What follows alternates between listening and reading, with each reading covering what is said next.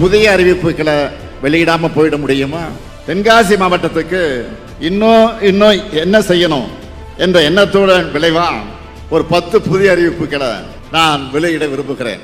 முதல் அறிவிப்பு, புதுசா உருவாக்கப்பட்ட இந்த தென்காசி மாவட்டத்துக்கு மாவட்ட ஆட்சியர், காவல் கண்காணிப்பாளர் உள்ளிட்ட அலுவலர்களுக்கு 15 கோடி ரூபாய் செலவில் 11 புதிய குடியிருப்புகள் கட்டப்படும்.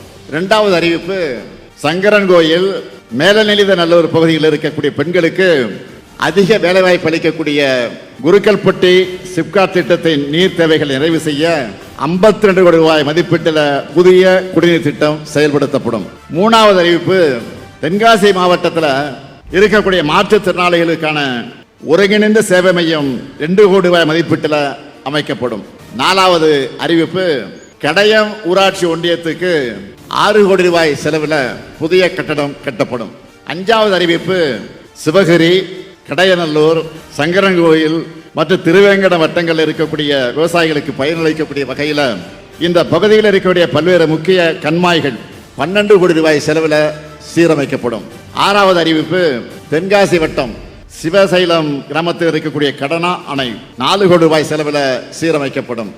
ஏழாவது அறிவிப்பு, கடையநல்லூர் வட்டத்தில் இருக்க வரட்டாறு பாசன அமைப்பின் கீழ் உள்ள அணைக்கட்டுகள் மற்றும் குளங்கள் 4 கோடி ரூபாய் செலவில் மேம்படுத்தப்படும்.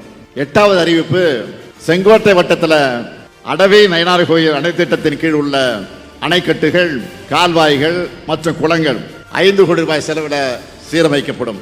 ஒன்பதாவது அறிவிப்பு, வீர கேரளம்புதூர் வட்டத்தில் இருக்க மாராந்தாய் கால்வாய் 2 கோடி ரூபாய் செலவில் சீரமைக்கப்படும். 10வது அறிவிப்பு, ஆலங்குளத்தில் இருக்கக்கூடிய அரசு மகளிர் கலை மற்றும் அறிவியல் கல்லூரிக்கு 1 கோடி ரூபாய் செலவில் குடிநீர் மற்றும் பிற வசதிகள் செய்து தரப்படும். இந்த 10 முத்தான அறிவிப்புகளும் உங்களுக்கு மகிழ்ச்சியை தரும் என்று நான் நம்புகிறேன்.